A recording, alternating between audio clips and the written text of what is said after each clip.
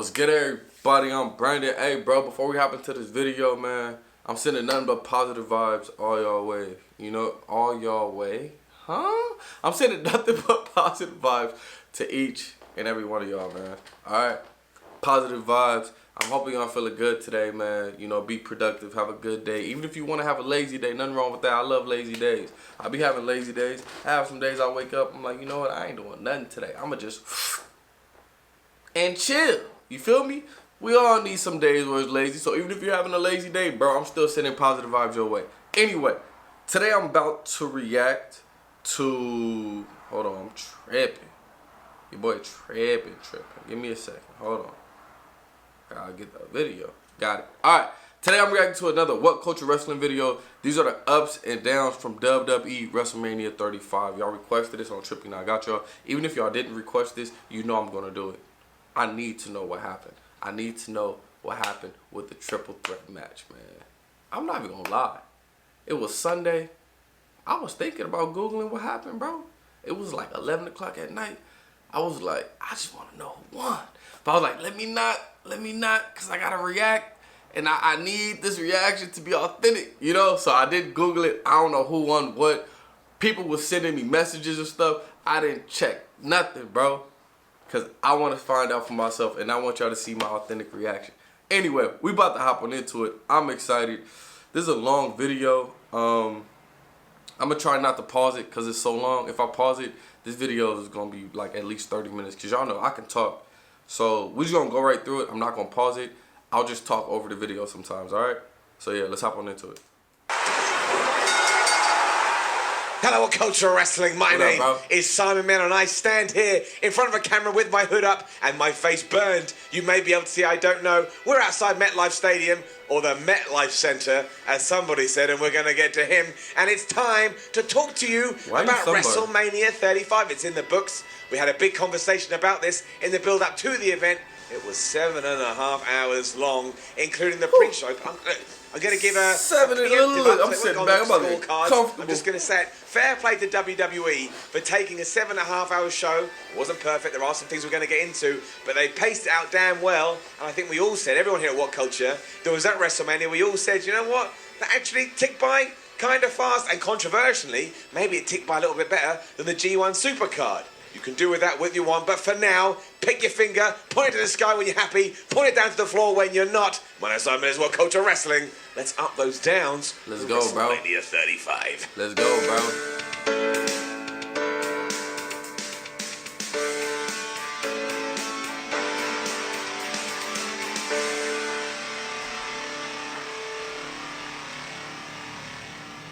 We'll start with the pre-show and we will go through it as quick as we can because obviously there is a lot to do. Buddy Murphy versus Tony Nese was the first match we saw for the Cruiserweight Championship.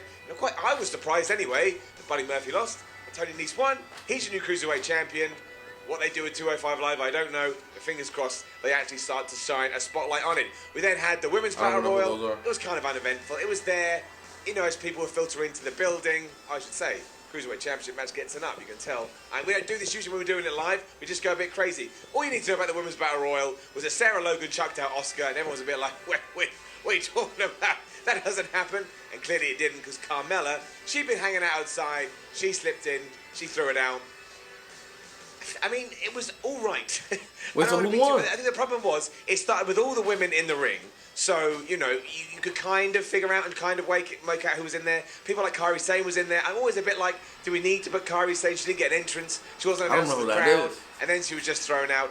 But these things are there as a warm-up. But given we have so much to go into, I'm going to give it a down. Just because people would get mad at me. Then we had that random Raw Tag Team match that got announced in the week, which was the Revival versus Hawkins and Ryder. But I will say this. I understand controversy. I understand that maybe it's not the best position for the Raw Tag Team titles to be in, but apart from one other match which we'll get to, which I'm sure you can figure out if you've seen the show, I didn't pop harder for anything else than when I saw Hawkins beat his losing streak. If you watch Ups and Downs, you know for some reason I'm kind of in love with Kurt Hawkins, and I don't know why. He rolled them up. The Revival are no longer your champs from nowhere. So weird. Hawkins and Ryder are. If there wasn't other things on this show, I may even be tempted to give it a special kind of up, but I'm not. It's going to get a normal up. And we finished with the men's battle royal, which again, you already know how this went. It got down to Braun Strowman and Michael Che and Colin Jones, and eventually he just chucked them out. That was it. There was a cool spot with the Hardy Boys, where at one point it looked like maybe the SNL guys were going to win. They didn't. I still can't quite fathom what WWE intend to do with Braun Strowman when it comes to WrestleManias, but I'm going to give it a down. Much for the same reason as the women's one. Now we've got to the end of the night. Is there anything to take away from it? Is there anything really to talk about? I would argue no. But remember, that doesn't mean that it was bad. It was kind of just there. Sometimes we've got to give things an up, and sometimes we've got to give it an up. That's just how the show works. Friendly's going to talk to me? No, it's not. We'll keep going. So the main card started. It's time to get into something which I know... If y'all was at the MetLife Stadium right now, and y'all saw Simon doing this, he was making the video, like, would y'all go up to him like, oh, what's up, bro? Like, how you doing? I would if I saw him. I'll get on camera and be like, oh, what's up, homie? Like, how you been, man? Probably caused a lot of debate in the comments. How you been? Like, we know each other. Opinions here, ups and downs. Bruh. Alexa Bliss came out, the official host of WrestleMania 35. Okay. She said she wanted to create a WrestleMania moment before the show had even begun. She announced Hulk Hogan. Now, I know that a lot of people in that building enjoyed it. I was there, I heard it. But amazingly, even though I heard, when it comes, it did nothing for me. And I think that's because, and I wasn't alone. I had a chat to a few other people in the crowd to make sure I hadn't gone crazy. And it was just... Did y'all see the homie just walk by? The Hulk Hogan story. I'm all about forgiveness. As I've said before, I don't think it's my place to forgive, given what he said. But it doesn't... For me, anyway, I don't. How many times you gonna walk by, bro? To what he was doing before, and I personally didn't dig it. Just being honest with you, always going to be transparent. That's why it's not just going to get a down; it's going to get a brown down because, like I say, it made me feel I was uncomfortable with it. Let's just be honest with it. I was really, really uncomfortable. What I was not uncomfortable with was that while Real American was still playing, Paul Heyman started to stroll down. And I tell you, if you ever thought to yourself, I'd love to pretend that Paul Heyman was the immortal Hulk Hogan, you could, because the rampway is so long. That it was so strange. It was so strange, but it was so funny. And it was such a great idea. What do you want, bro? We've been talking about all week. What is going to start WrestleMania 35? And Paul Heyman was like, you know what? If Brock Lesnar isn't going to main event, if it's not going to be on last, we're not waiting around. We want to get this done so we can fly out and have a stake. So it was Seth Rollins versus Brock Lesnar for the Universal Championship. Before the bell even run, Brock Lesnar had whooped Seth Rollins' ass to the point you were thinking, is this going to be one of those matches where WWE swerve us, or is it the case of making out that Seth Rollins is a babyface in peril before he makes his comeback? And that is exactly what it was. The bell rang. At one point, eventually, the referee had been distracted. Seth Rollins, he booted Brock Lesnar in his damn testicles. Sabre won't be happy with that. And after 3 curb stomps, Brock Lesnar lost. He's no longer Universal Champion. Seth Rollins is. The crowd were loving it, as you would, because again, I've always said this, with how long these shows go, you either want to be on first, or I guess you want a main event, because main event WrestleMania still means something. And honestly, the audience went bonkers. You couldn't help, even if you weren't a big Seth Rollins guy, I'm pretty sure you would have popped for this. It's Seth Rollins. So Who don't like Seth Rollins? The golden up, but again, we know what's coming. But it's damn well going to get it up. Great start to the pay-per-view. And see, this is what happens. A double up. That's not even a thing, bro. But I appreciate it. And that's what happens when we do ups and downs live. But then we moved on to AJ Styles versus Randy Orton. Now, before I my God, more people. It was a fine match, but it was the first match. Okay, man. You can just tell me that. Jeez. Oh, he kicked him out. What does that even mean? Weird guy. You could have just said. Anyway, let's do it. We'll keep going. We'll keep walking. We're talking. So AJ Styles versus Randy Orton. Again, it is going to get an up. But it was I'm repeating myself, but I feel like I lost my flow. Phil will do some magic editing. He's good at that. I kind of felt like it was the first.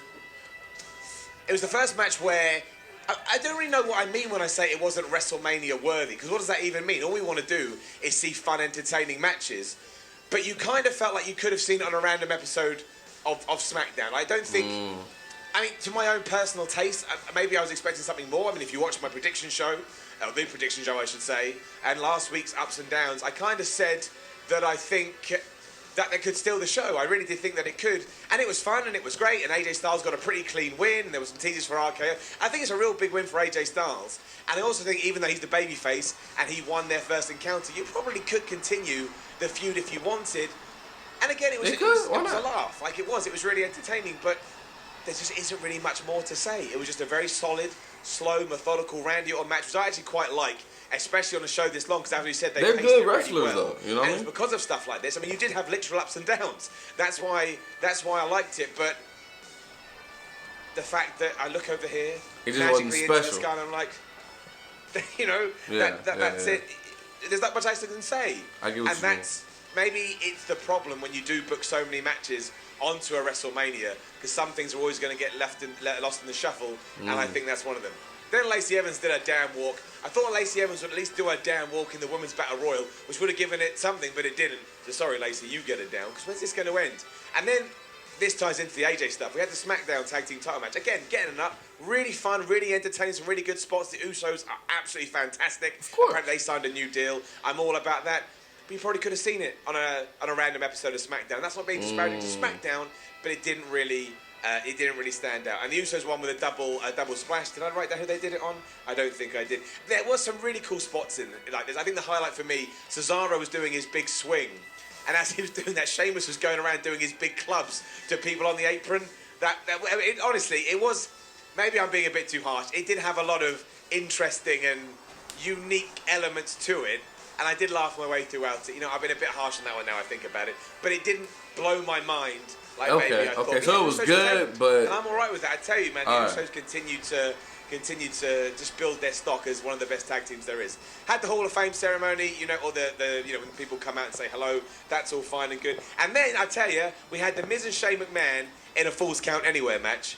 I thought it was damn entertaining. And obviously, it presented this weird... I'm going to use it. Not juxtaposition, but you had this weird thing where obviously Shane McMahon is the guy that always wants to take risks, and he was taking on The Miz, the guy that never takes risks, and they were just battling all over the place. And honestly, The Miz took most of the match. The Miz kind of whooped Shane McMahon's ass. At one point, Shane McMahon attacked The Miz's dad again, and that kind of set The Miz off. And we'll just talk about the finish. That would be interesting. My word, I understand there's padding and stuff there, but if you saw it, you know it's still terrifying. They climbed up to some scaffolding, and The Miz suplexed Shane McMahon, and they fell a good way. And again, you could see that the necessary precautions had been taken, but that was a bump and a half. And everybody reacted, everybody went crazy for it. So it's an up for The Miz and Shane McMahon. I tell you, given the story they had, given the build, given the consistency, and that Shane McMahon, they did the suplex, and what happened is they fell into the pre-planned area, and because they were both knocked out, can you believe it? One of Shane's hands just happened to fold over. Oh my God! Get the win. It was just kind of by happenstance. But I tell you, the whole thing, I think, it's worked better than a lot of people give it credit for. That's how they let Shane win. Whatever. It really was. It was a really, really good. It was a really, really good match overall. Segued into the Raw women's tag, or I just say the women's tag team titles. I mean, obviously, it was cool. Bret Hart came out with Natalya and Beth Phoenix, and obviously we had Bayley and Sasha Banks, and we had Nia Jax and Tamina, and we had the Iconics. I'm going to give it... Do I give it a down? I don't know. Do I give it a down? Who won it? Phil, you can... Do I get up or down, Phil? I don't know what to do with it. No, it's not your show, but it's a hard one, because look, the Iconics won, basically, and I think... The Iconics won? We all, the What Culture team, enjoyed it more than we probably should have done. Because it's funny to see the Iconics win because nobody expected it. Exactly. And honestly, there was a group of people 2 rows in front of us who were devastated that the Iconics won. But that made it all the more entertaining. But I don't think it necessarily... If we grade things on a curve, which is what we do, I'd probably have to give it a down. A lot of people checked out at that point. I think a lot of people realised we're going to go long. Obviously, there's been rumours. I think people were excited to see the Iconics win, because nobody expected it. Yeah. I don't think, other than you and I having the conversation now, it's going to be chat about it for a long time.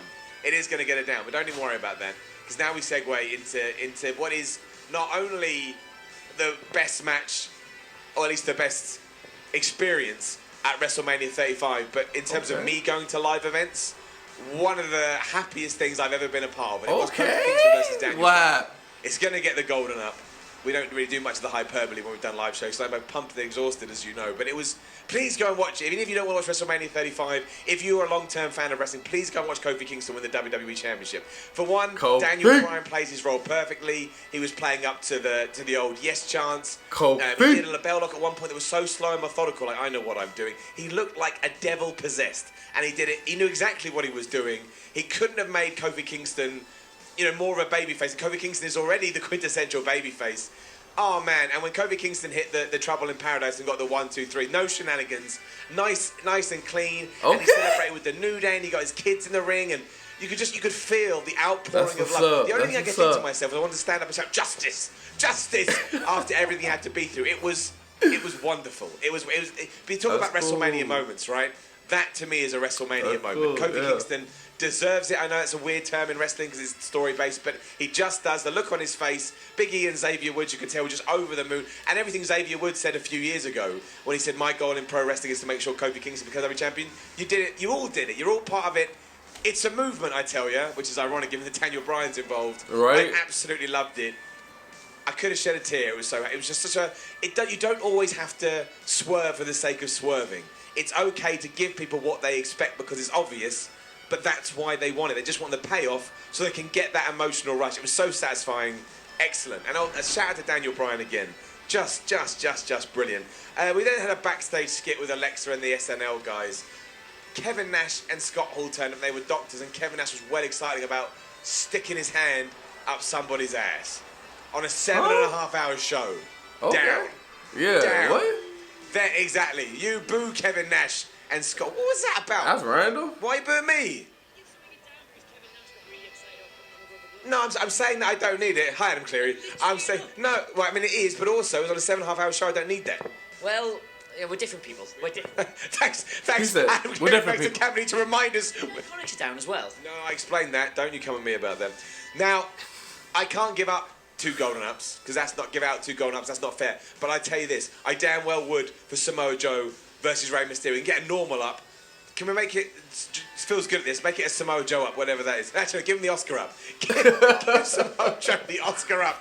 Go and watch the last SmackDown episode if you haven't seen that. So, Rey Mysterio has an ankle injury, I understand that, but sometimes you have to look at things in the context in which they're presented to you. Samoa Joe, he walked to the ring, and within a minute, Rey Mysterio made one mistake, and Samoa Joe choked him out. And he took his belt and he walked back like, no big thing, man. I'm Samoa Joe. Every week on this show, I say I want Samoa Joe to be treated like a killer because he looks like a killer, he talks like a killer, he acts like a killer, and that's what I got, injury or not. It sucks for Rey Mysterio. That must be the worst feeling in the world where, you know, you can't go out there and perform, especially on a stage like that. And if you haven't seen the stage, you should. It's incredible. What happened? But it helps. So he made a mistake. It helps Samoa Joe. And I think it helps the United States Championship. I think if we can somehow use this to our benefit, even though it's coming from a negative place. Everybody loves Samoa Joe. Money with He's just a beast. Samoa Joe in the US Championship, I tell you. Yeah, Samoa Joe's a beast, Roman Reigns versus Drew McIntyre was interesting. Roman Reigns won? It all comes down to the fact that I watched this show live, and it was ruined for me personally by a group of idiots. And I will say that if you were sitting in 304, row 18, you're a bunch of assholes because they booed Roman Reigns mercilessly, said he's Vince McMahon's boy and he can't wrestle, and all the boring stuff that I've heard over the last few years. And I'm not saying there wasn't a time to bring it up and have the debate and criticise it. There was, but the way they were doing it, it did. And everyone around me was like, what are these people doing? And I think the whole point of it was just to have... Because I think everyone forgot it was Roman Reigns' first single match. From everything that he's been through, I think they should have kept it simple. They did. It did suck that Drew McIntyre had to lose, but at least we built him up to a point that I don't think he's going to be hugely hurt on Raw tomorrow night. It was weird that Roman just beat him in one spear, but there's more here than just a wrestling match. It's about a man's, not redemption, but a man's comeback from something that's very real. I would never give this anything but an up, even though I'll admit, a bit slow-paced, not massively exciting, and maybe at this point the crowd were a bit dead, but seeing Roman afterwards, Roman Reigns able to come back, bro. You know what I mean? Some things are more important, and that's as simple. Exactly. We then got to another great, and if anything, if I sounded negative, I'm just trying to go through each segment by segment, talking about the show as a whole. I think it was so well done, so well put together, because we got to Elias after that.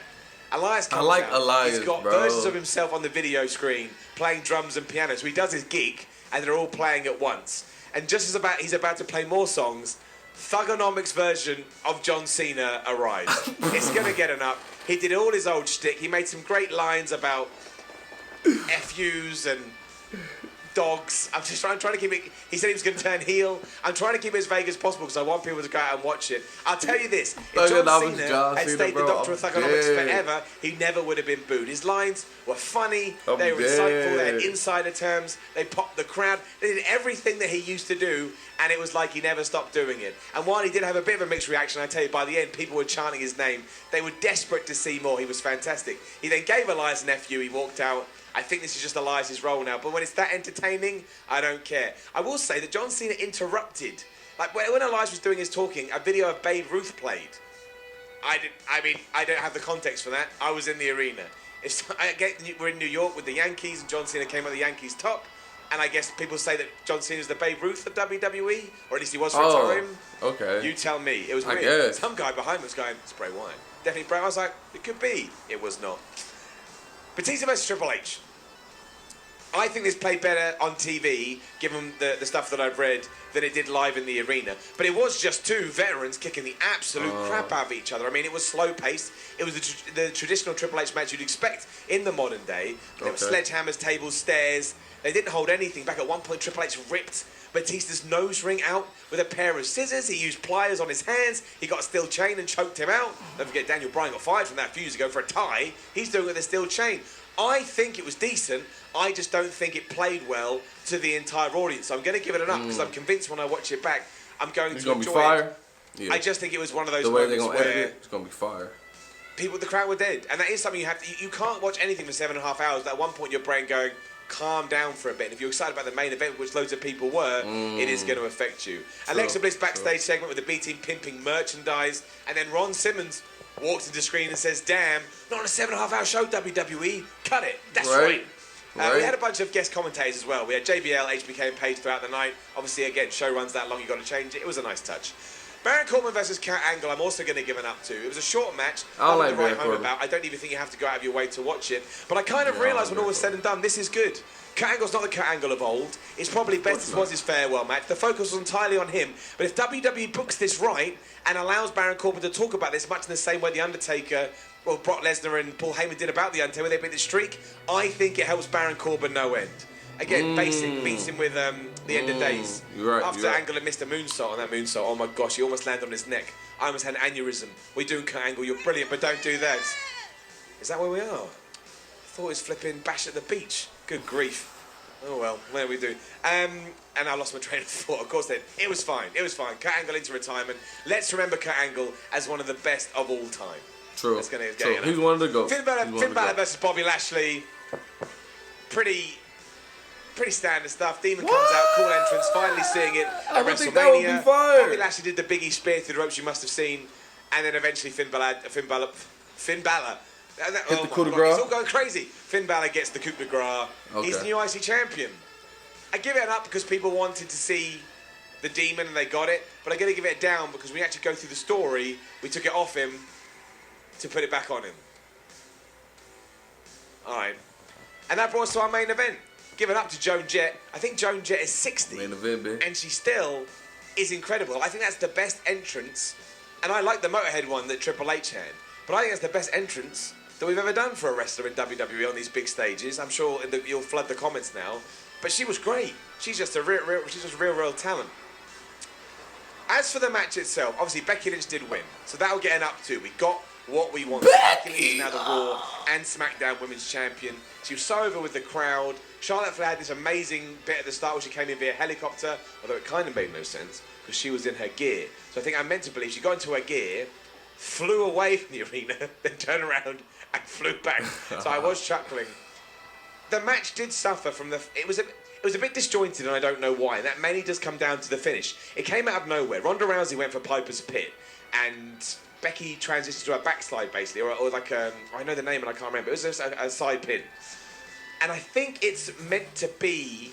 I don't know this for sure. I've literally just watched it, and I need to go get context from other people and other opinions. Okay. But I think we're meant to think that Ronda Rousey kicked out just before 3. Now, I'm cool with that to a certain extent because even when we get outside of WrestleMania, the other side of WrestleMania, we need to have some kind of a story. However, It's like Sting Hogan back in the WCW days. Everyone just wanted Sting to win. And then we had a bunch of fracas. Now, it wasn't that bad because it was more subtle. Okay. But it does turn out Ronda Rousey's going to come out and say, oh, she didn't actually pin me. Like I said, there was a slight delay in Becky Lynch winning and the crowd reacting because it didn't really translate that well to the live audience. And that was a shame. Because I think right now what we should be talking about, oh, amazing, WrestleMania 35. First ever women's main event, Becky Lynch went in there, she smashed it. But we're not. The big conversation was that meant to happen? Did it feel a bit out of nowhere? Love the fact Becky won, thank goodness. But yeah, so I don't know. It feels like WWE was trying to protect Ronda a little bit. I'm speculating. I'm not going to give anything here or down. Look, Becky. The greatest thing about WrestleMania 35 was what he means, Seth though. did it, Kofi did it, Becky did it, and everyone said WWE won't do that. It has to be 2 out of 3. Well, it wasn't. We went back to WrestleMania 35 being a feel-good show, and really the only reason it wasn't in the past, sort of 3-4 years, was Roman was meant to be the feel-good guy, but he wasn't for all the reasons that we've discussed. We'll end it there. We'll bring it to a close. I've ranted far too long. I did think it was a really good WrestleMania 35. All right. I can't believe that show was 7 hours. That's insane. Shout out to everybody that watched it.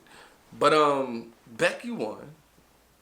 I don't mind it. Y'all know I like all 3 of them, so I didn't care who won. You know what I mean? If Charlotte would have won, it would have been like, Charlotte always win. She the golden child, you know? So I knew it would either be Becky or Ronda. And Becky came away with that bit. So okay, that's cool. But like he said,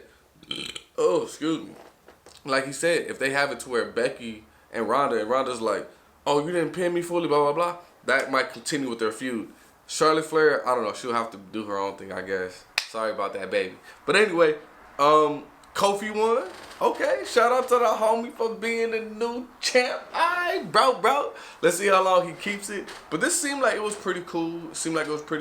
I can't believe the Finn Balor versus the big, bald, buff, black homie wasn't that exciting. That's shocking to me. But anyway, let me know what y'all thought down in the comments. Don't forget to like, comment, subscribe. I'm going to see y'all next time.